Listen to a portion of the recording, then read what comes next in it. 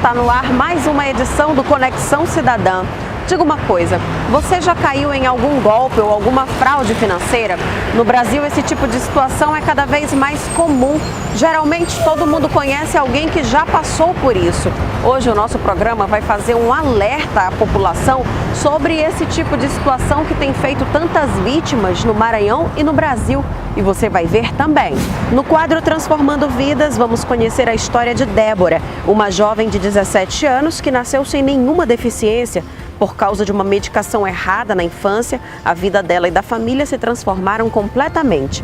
Vamos bater um papo com o defensor público Luiz Otávio Moraes Filho sobre essa atuação da Defensoria. No quadro Olhar da Defensoria, vamos aprofundar a análise sobre as fraudes financeiras. E no quadro Se Liga na Lei, fique por dentro dos seus direitos.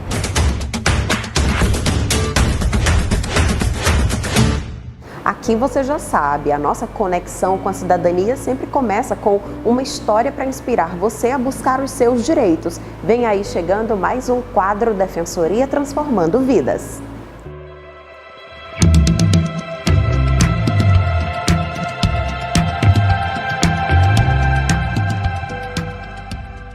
Quando Débora nasceu, 17 anos atrás, não havia nenhuma deficiência naquela bebê tão esperada.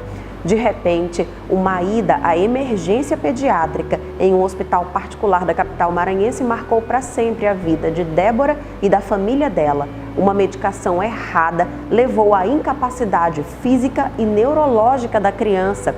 Essa história teve um capítulo de grande alívio na história de Débora e da família, com a ajuda da Defensoria Pública. Todo dia é assim há mais de 15 anos. O esforço nos braços nem se compara à força do sentimento de Luciana pela filha, Débora. Em cada toque, um cuidado que torna a rotina cansativa, mas necessária para a garota viver. Aqui é onde ela passa, né, os momentos de após o banho, trocar a fralda. Aqui também tem um aspirador, onde nós aspiramos ela com bastante frequência, porque ela tem muito acúmulo de secreção. E aí a gente aspira ela diariamente, né? Muitos minutos e horas por dia. Para cuidar de Débora, Luciana abriu mão de tudo, algo que ela jamais imaginou quando a filha nasceu 17 anos atrás. Débora era uma criança saudável e não tinha nenhuma deficiência. Mas aos 2 aninhos, uma medicação errada em um hospital particular levou a criança a uma reação alérgica imediata. Foram mais de 10 minutos em parada cardíaca, 30 dias em coma na UTI. Esta foto foi tirada no dia em que a menina despertou, já com as sequelas que a fizeram perder quase todas as capacidades físicas e neurológicas. Ali começava uma grande luta para a família da pequena Débora. Os pais acionaram o hospital na justiça e 4 anos depois ganharam a causa. Compraram uma casinha melhor perto de onde já viviam, no bairro do João Paulo, em São Luís. A ideia era proporcionar mais qualidade de vida para a filha tão amada.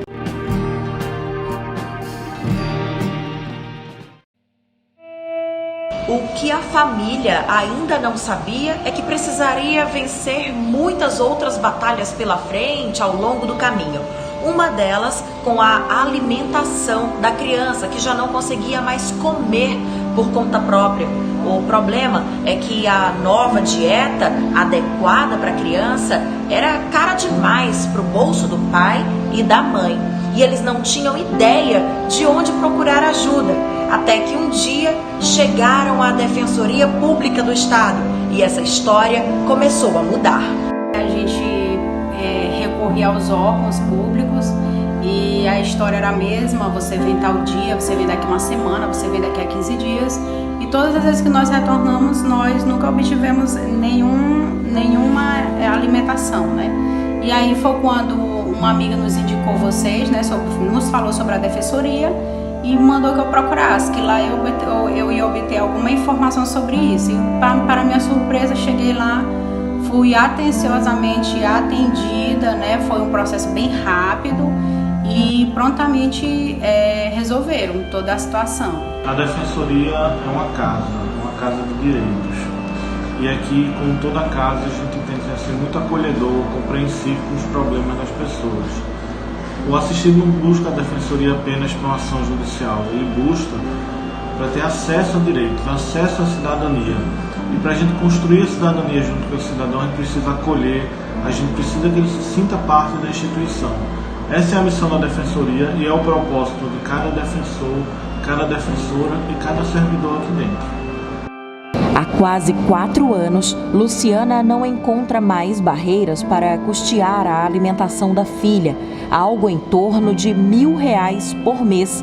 Graças à assistência da Defensoria Pública, a mãe recebe os recursos para adquirir o alimento e os equipamentos necessários. Bem, com a ajuda da Defensoria, nós conseguimos a alimentação, né, para o ano, e aí foi quando veio a nossa segurança em ter essa alimentação anualmente garantida pela Defensoria.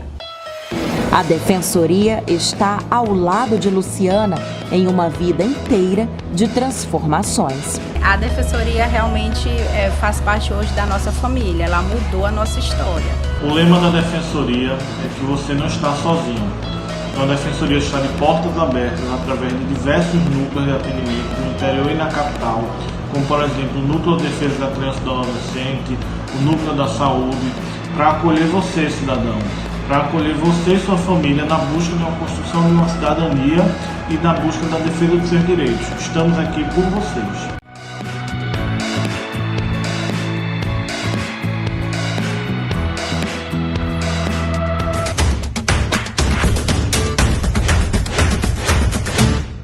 Bom, muito legal ver o desfecho dessa história, né? É sempre emocionante acompanhar as histórias de transformação, de superação que tem a ajuda da Defensoria. Bom, aqui ao meu lado eu tenho a alegria de receber hoje o defensor público Luiz Otávio Moraes Filho, do Núcleo de Defesa do Consumidor, o NUDECON, que funciona na capital maranhense, aqui em São Luís. Então, defensor, seja bem-vindo ao Conexão Cidadã. Obrigado, Dalva. Sempre uma satisfação poder estar conversando com vocês e podendo levar algumas informações interessantes para os telespectadores.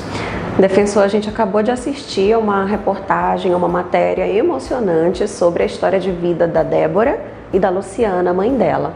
Esse tipo de situação em que uma indenização chega à família depois de tanto sofrimento é algo comum ou precisa ainda ser mais difundido para que os consumidores saibam dos seus direitos, as pessoas, os cidadãos? Dalva, pois não. Inicialmente, como você mencionou, é uma história de dedicação, uma história de empenho. É muito bonito ver um vídeo, uma história, né, de superação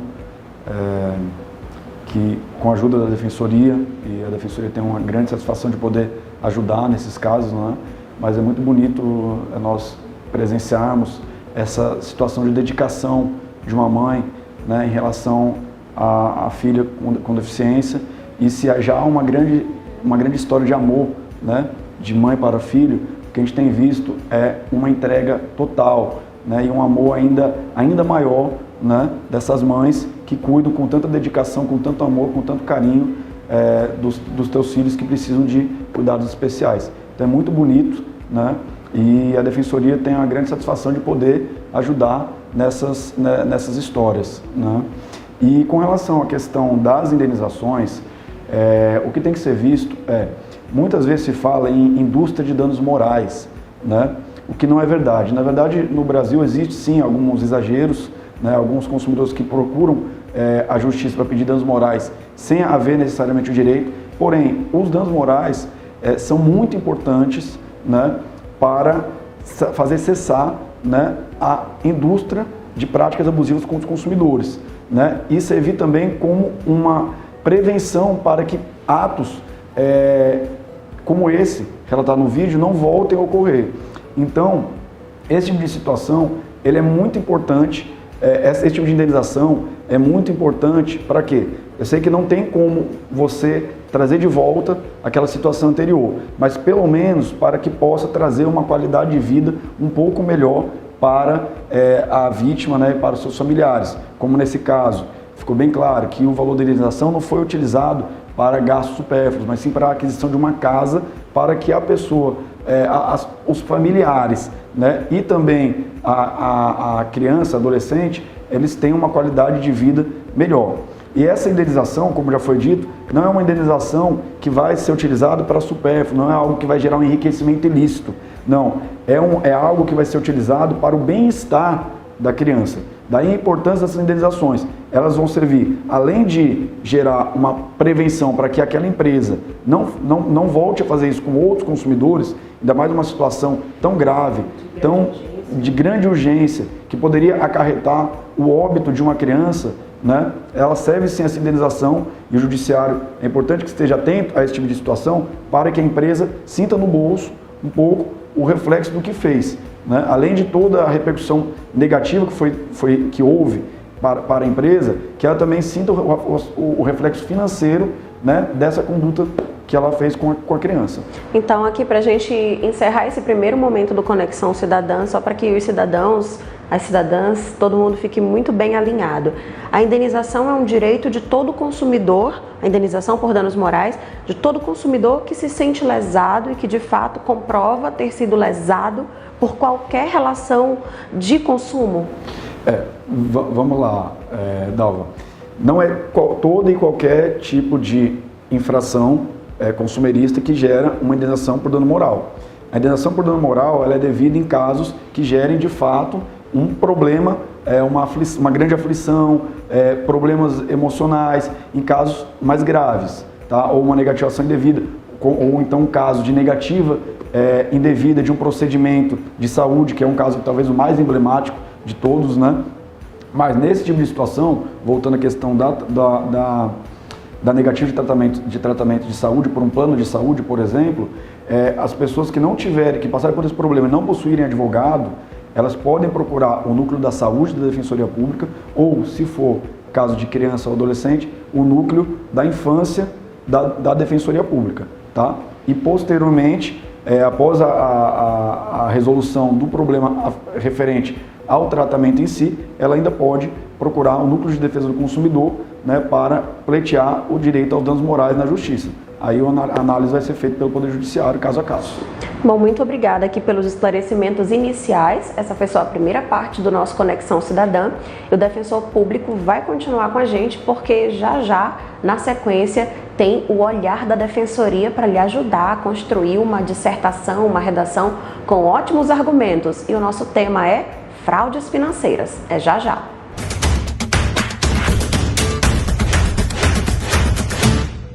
Empréstimos bancários que o consumidor não solicitou, consórcios com promessas de cotas contempladas. A quantidade de denúncias e de reclamações nesse cenário tem aumentado bastante na Defensoria Pública do Estado do Maranhão, em especial no Núcleo de Defesa do Consumidor, o NUDECOM. Chegou a hora de compreender mais a fundo esse cenário de fraudes e golpes financeiros que tem feito tantas vítimas no Maranhão e no Brasil. Vamos ao olhar da Defensoria. Bom, neste bloco, o Defensor Público Luiz Otávio vai fazer uma apresentação geral sobre esses golpes financeiros, as fraudes financeiras. E se você fizer uma redação que tenha, por exemplo, esse tema ou algo semelhante, você já vai estar com argumentos muito melhor fundamentados depois dessa explicação. Então eu já vou sair de cena, defensor, a palavra é sua. Nós estamos diante de um cenário em que, momentos depois do início da pandemia, as empresas têm se valido, algumas empresas têm se valido, né, deste grande momento de dificuldade para aplicar ainda mais golpes em consumidores. São as chamadas fraudes financeiras. E eu vou trazer nessa minha fala duas situações que têm sido muito corriqueiras no Núcleo de Defesa do Consumidor. A Defensoria Pública tem um núcleo especializado em defesa do consumidor, responsável pela atuação individual, ou seja, a defesa individual dos consumidores, e também pela atuação coletiva, ou seja, na busca pela resolução coletiva de demandas, investigação destas empresas, para tentar fazer com que essas práticas sejam coibidas. Eu vou listar aqui dois modelos de fraude, como já foi mencionado, que são os empréstimos consignados não contratados e contratações de consórcio mediante promessa de cota contemplada. Inicialmente, o que é um empréstimo consignado?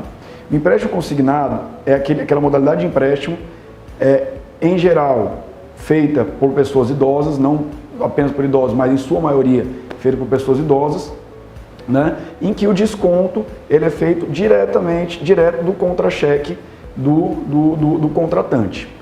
O que é que nós temos visto ultimamente? Na verdade, de alguns anos para cá, esse tipo de fraude ela sempre existiu, né? E no último ano houve um aumento significativo dessa fraude referente à questão de contratação desses tipos de empréstimo sem solicitação do consumidor. Para se ter uma ideia, apenas do ano de 2019 para o ano de 2020, houve um aumento de 441% de reclamações na plataforma consumidor.gov.br, que pertence ao Ministério da Justiça, o que demonstra a gravidade da situação. E agora eu pretendo informar a vocês o quão isso é prejudicial e como vocês podem se prevenir e resolver esse tipo de situação caso isso venha a ocorrer. Pois bem, muitas vezes o idoso, em sua maioria idosos, ele já tem outros contratos consignados, ou em alguns casos sequer possui outros contratos consignados, e é surpreendido com um depósito em sua conta bancária, sem que tenha havido a sua solicitação. É muito importante logo de início que o consumidor saiba que não existe, como diz a expressão popular, não existe almoço grátis. Se você recebeu um dinheiro na sua conta, né, você é idoso, então se isso é uma informação que deve ser passada para os pais, avós, para todos os familiares. Se você recebeu um dinheiro na sua conta, você não sabe a origem, busque inicialmente a sua instituição financeira, onde você possui conta, para saber de onde veio essa quantia. Em hipótese alguma, faça o saque, ou seja, não utilize essa quantia que foi depositada. Por quê? Na grande maioria dos casos, o que tem acontecido esses contratos estão sendo feitos de forma fraudulenta por correspondentes bancários, por alguns correspondentes bancários que não atuam de acordo com a legalidade, né? E esses correspondentes bancários que trabalham para grandes instituições financeiras. De que forma isso vem acontecendo? Muitas vezes a falsificação de assinatura em um contrato, ou muitas vezes não há sequer a formalização de um contrato. A empresa ela se vale de dados constantes do consumidor no sistema, muitas vezes o consumidor já possui outro contrato ali, e usa esses dados para a formalização de um novo contrato que não foi requerido pelo consumidor. Por que eles fazem isso? Por que eles depositam dinheiro na conta do consumidor? Porque o correspondente bancário ele vai ter um lucro referente à comissão e a instituição financeira, por sua vez, que deveria fiscalizar, mas que na prática não temos visto uma fiscalização efetiva, né, por parte das instituições financeiras. Ela vai lucrar com a operação de crédito, ou seja, com os juros incidentes sobre essa operação, certo? E o consumidor, ele vai ser lesado, porque ele vai ter que pagar uma alta taxa de juros e vai ter que ter esse desconto das parcelas do consignado por muitos e muitos e muitos meses. Então, o que o consumidor deve fazer? Recebeu esse tipo de quantia? Primeiro, não faça a utilização desse tipo de quantia, tá?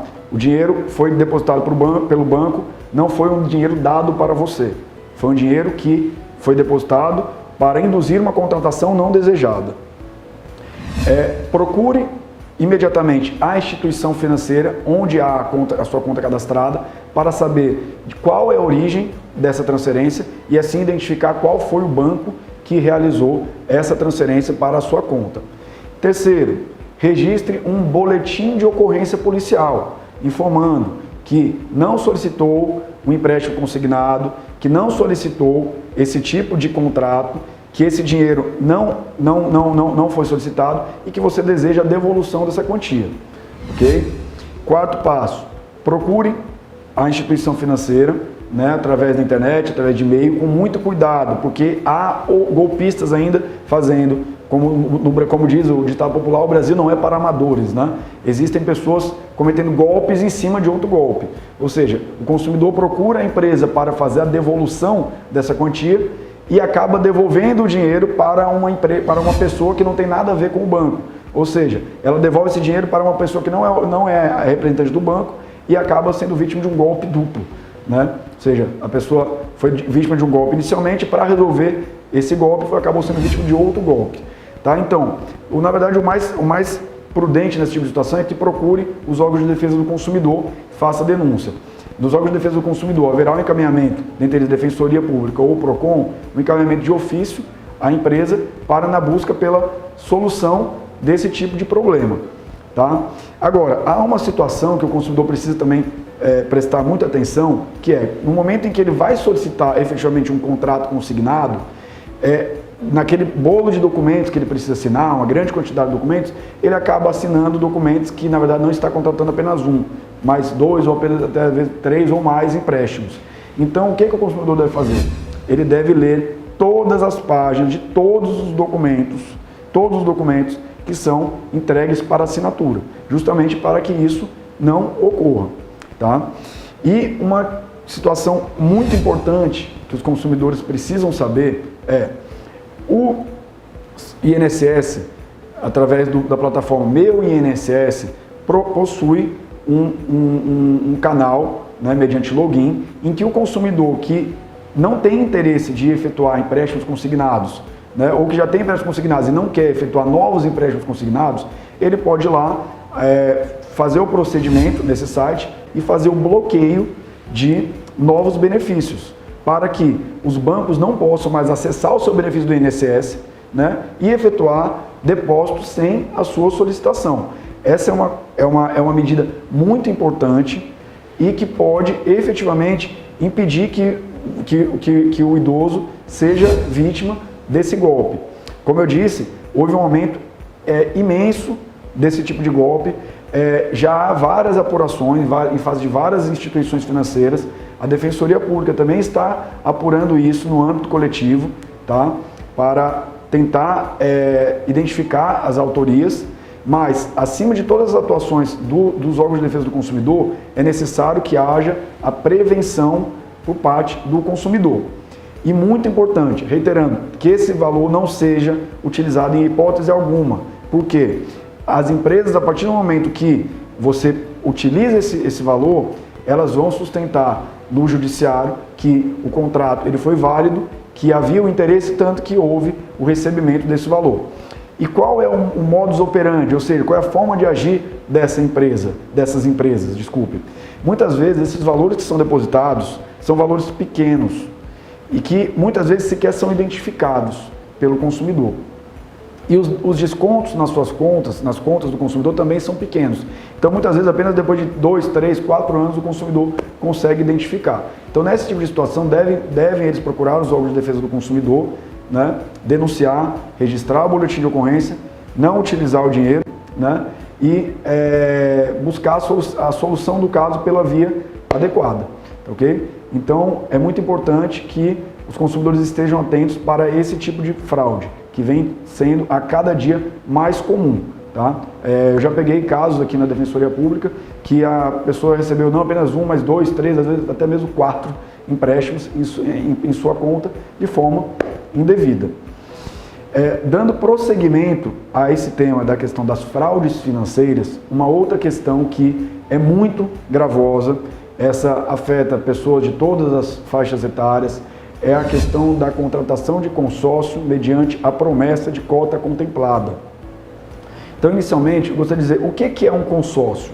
Um consórcio é um tipo de contrato em que a pessoa, falando de forma bem objetiva e bem clara, a pessoa contrata um crédito, você vai fazer o pagamento, né, de parcelas e mediante sorteios você vai poder receber aquele valor que está sendo contratado do consórcio, mas mediante sorteio.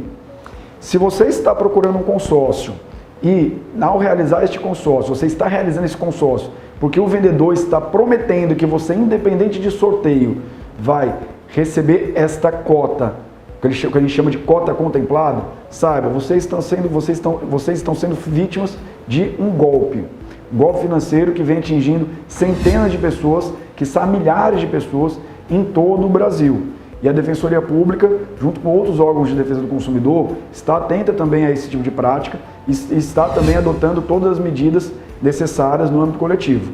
Como o consumidor deve identificar esse tipo de prática.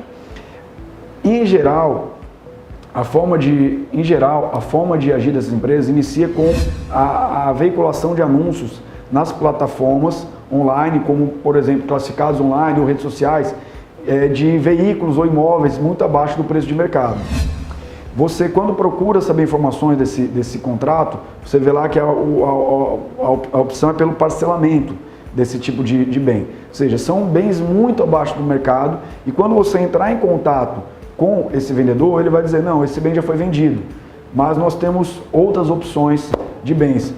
Você pode vir até aqui onde eu trabalho, e aqui nós vamos conversar de uma maneira mais aprofundada. Nesse momento, o vendedor ele vai fazer essas falsas promessas, né?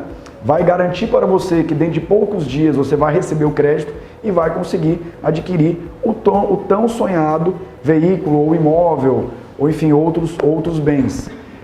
Isso é uma fraude, porque você não vai receber, certo? Ao procurar a empresa, eles vão dizer que na verdade o contrato diz outra coisa, o contrato informa que não há promessa de cota contemplada, tá? Então você acabou sendo ludibriado, você consumidor acabou sendo ludibriado, assinando um contrato, pagando muitas vezes o dinheiro todo que você conseguiu arrecadar, conseguiu guardar durante toda a sua vida para comprar, por exemplo, um imóvel, e ao final você vai receber uma quantia irrisória frente ao que você pagou, isso se você receber. Para se ter uma ideia, apenas de uma empresa chamada Multimarcas, no ano de 2019, constam 119 reclamações semelhantes apenas no estado do Maranhão.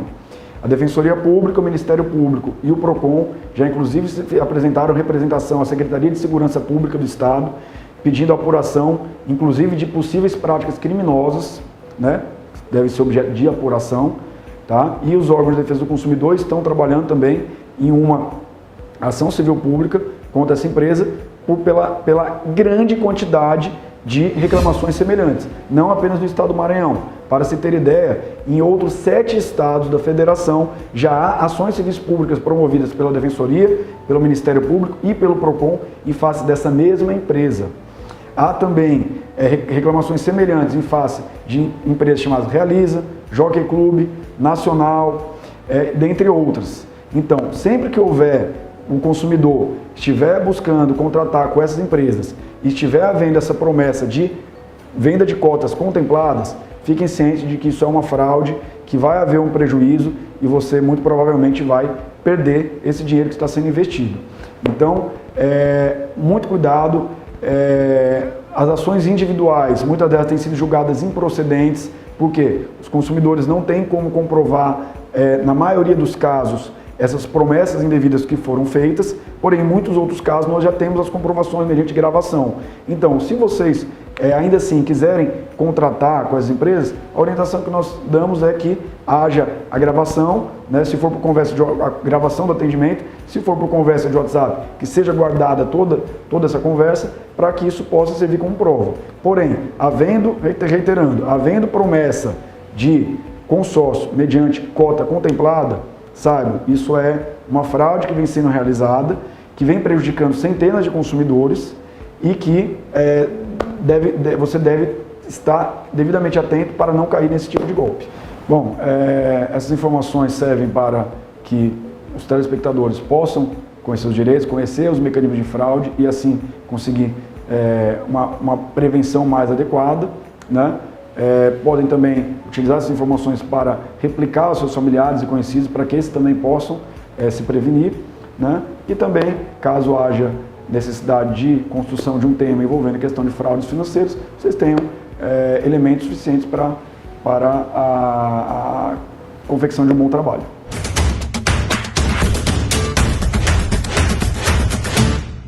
Excelente a análise, como a gente acabou de ver, o universo é gigantesco de dúvidas e a gente vai poder esclarecer algumas delas agora no quadro Se Liga na Lei.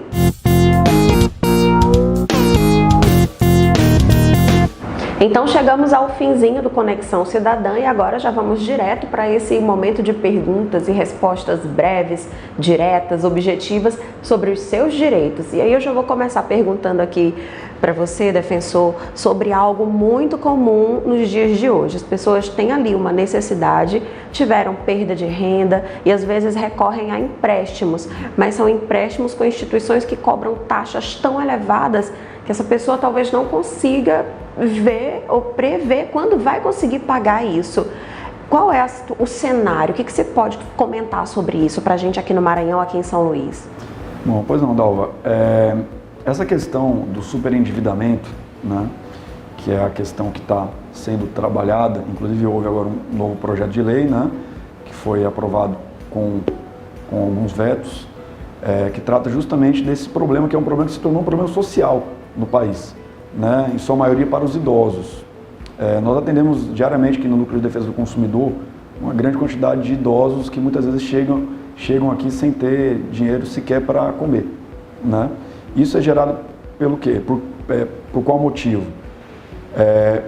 Pela grande quantidade, né, de contratos que estão sendo celebrados, muitas vezes de forma fraudulenta, né, como já mencionado, e muitas vezes também decorrente de um assédio, né, e de uma desinformação que é gerada nos idosos, que passam a recorrer a crédito, né, muitas vezes porque realmente precisam, outras vezes porque querem comprar alguma coisa e não conseguem gerar um planejamento financeiro para conseguir fazer uma poupança, para conseguir adquirir aquele bem, e recorrem a empréstimos. O que é que tem acontecido? Para os empréstimos consignados, havia um limite de margem de até 35%, que agora, por conta de um dos vetos na lei do superendividamento, essa margem vai poder ser ampliada, na verdade já está ampliada para 45%. 35%, 45% da renda. 35%, 45% no consignado, né? Ou seja, direto do, por exemplo, um idoso que recebe uma aposentadoria, atualmente ele pode consignar até 45% da renda, o que já é muito, né? Antes, 35%, que era o que valia, já era um percentual que comprometia muito a renda do idoso. E esse aumento vai piorar ainda mais essa situação, né? Inclusive foi um dos vetos que foi sugerido. Um dos vetos que foi feito no projeto de lei foi justamente esse. O projeto de lei do superendividamento previa o limite de 35% para os consignados. E esse veto permitiu que seja mantido esse limite de 45%, né? Que iniciou também no ano passado, né? Na hora da pandemia, sob o argumento de que precisaria gerar mais crédito para os consumidores, que na verdade a gente sabe que na verdade isso só tende a beneficiar os bancos e não os consumidores. Os consumidores vão ser cada vez mais entrar numa situação uma bola de neve e por aí vai. E além desse crédito consignado, que tem por suas características uma taxa mais baixa, entra a questão dos empréstimos, dos créditos direto em conta, certo?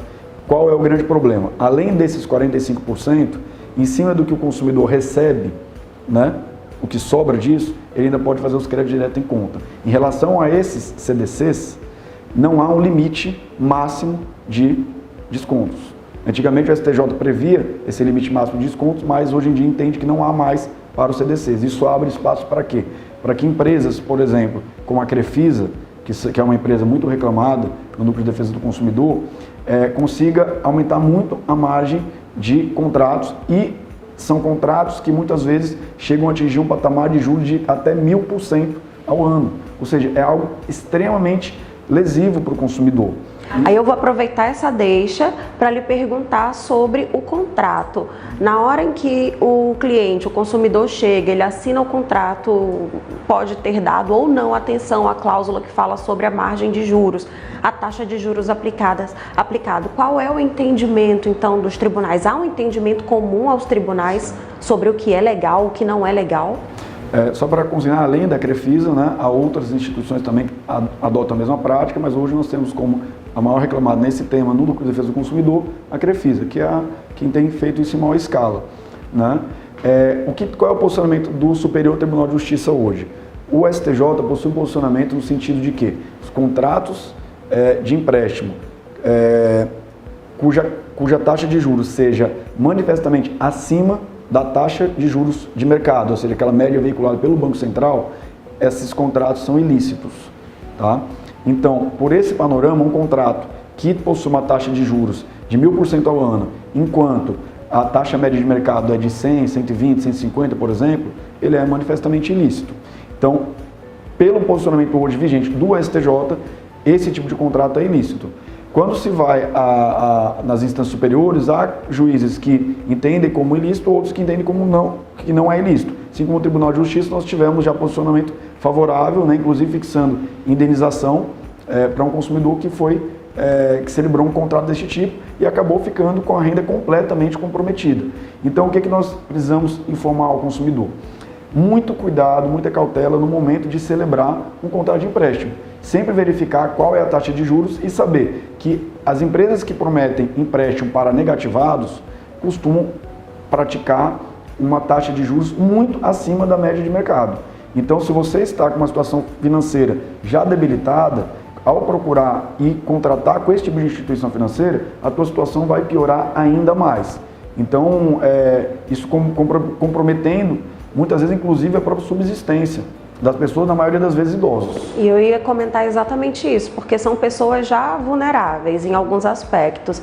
Quando vem a renda completamente comprometida, tendem a desenvolver problemas de saúde que, enfim, levam a família a uma ruína, não é, defensor? Exato. E, por exemplo, pessoas que, por conta desse superendividamento, que já tem comprometida, vamos supor, 45% da renda no consignado e mais a quase totalidade da renda no crédito direto em conta, essa pessoa não vai ter dinheiro para comer, para comprar remédio, e isso levando em conta que a maioria das pessoas superendividadas são idosos, né, que têm naturalmente gastos adicionais com saúde e com outras necessidades. Então é um problema, como eu mencionei no início, é um problema social.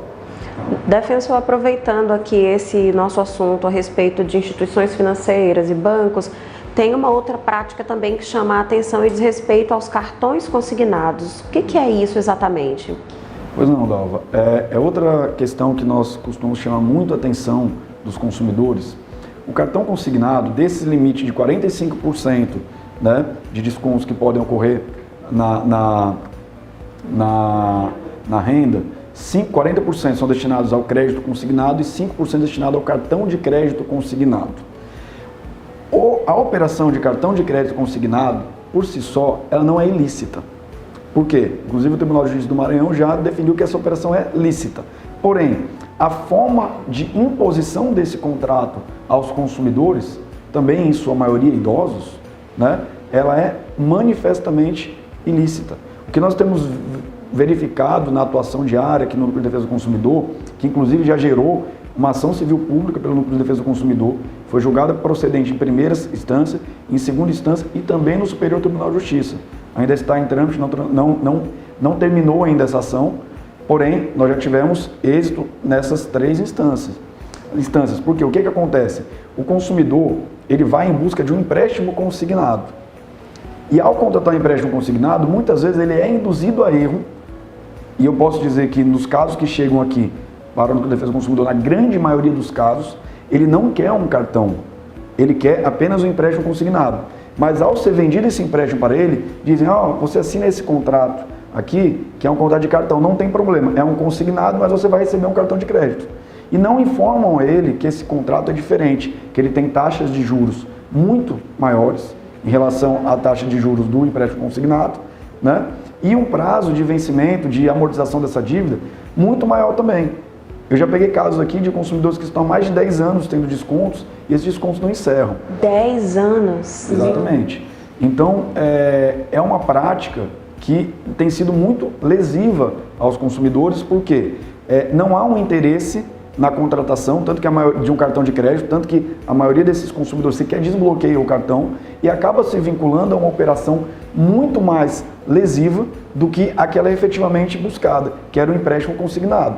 Então, o que nós orientamos aos consumidores? Que quando for fazer o empréstimo consignado, junto aos correspondentes bancários, que é onde a gente verifica a origem de muitos desses problemas, que leia página por página de todas as contratações.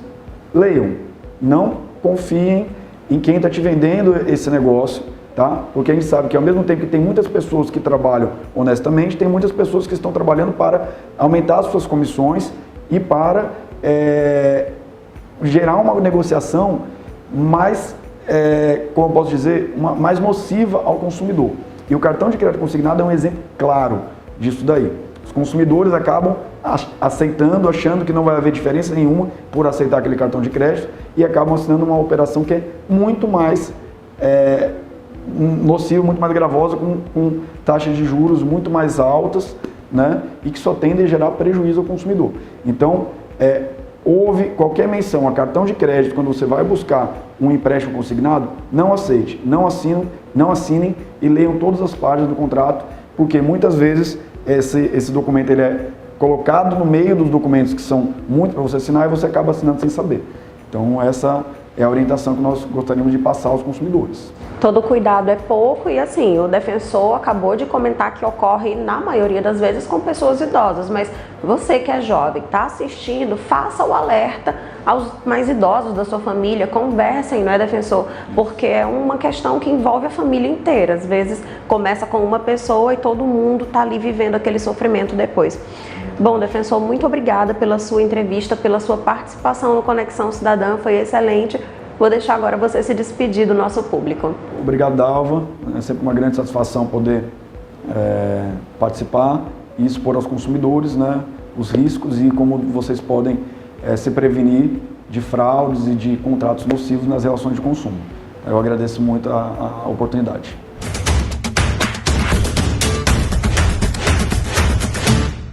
Você tem alguma dúvida, alguma sugestão? Mande para o e-mail do programa conexãocidadã.dpema@gmail.com. Nós também estamos nas redes sociais, é só seguir @defensoriama. Muito obrigada por sua companhia e até a próxima. Tchau, tchau!